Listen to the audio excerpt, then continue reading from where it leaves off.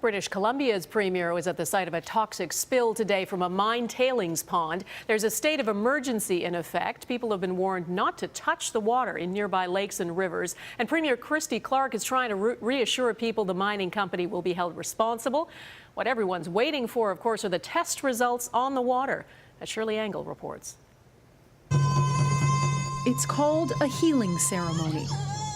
I was thinking it feels like that there's a death in our community. This is what we do when we lose something so important to us.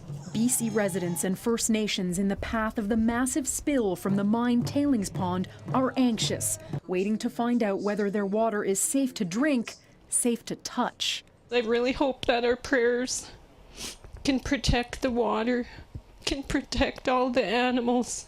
Surveying the damage for the first time, Premier Christy Clark hinted at the test results. It's promising.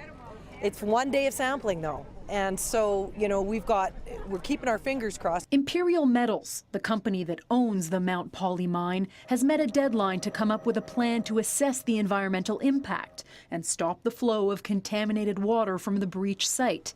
It has already slowed dramatically, but not before 10 billion litres of water and 4.5 million cubic metres of toxic silt spilled into several lakes, creeks and rivers in the Caribou region. Cleaning all that up, the next nightmare. The bill will be sent to Imperial Metals, and the federal industry minister says taxpayers shouldn't pitch in a penny. And I know that there's an ongoing investigation on what the exact cause was and who will be held responsible for this.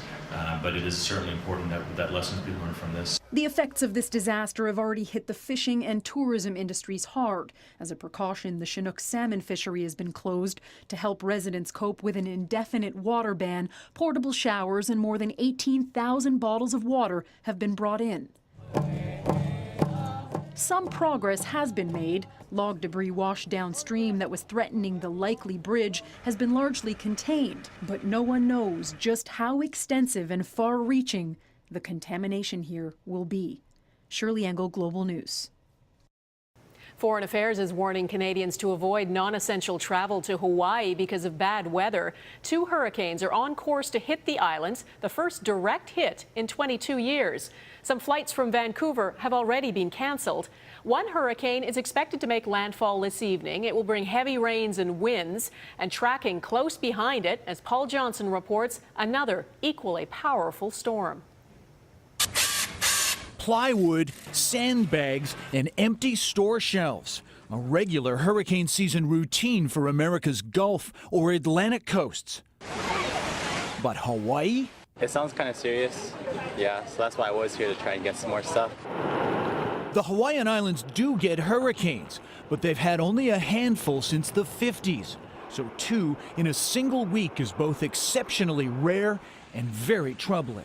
It's very rare, and it's that 1-2 punch we're worried about. I don't think either of these storms is going to deliver a knockout, but the 1-2 punch could be serious. The last hurricane to hit the Aloha State was a Category 4 storm in 1992 that left several dead and thousands homeless.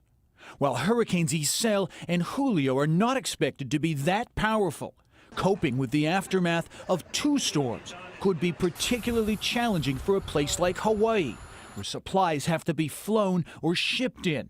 It's the top concern for Hawaii's Red Cross chief. It would be the food problem, the food situation. There's a limited amount of food on island at any one time. And then there's this problem, the many thousands who booked their dream vacation. And instead of picture postcard views, they'll probably have to settle for something from the Weather Channel.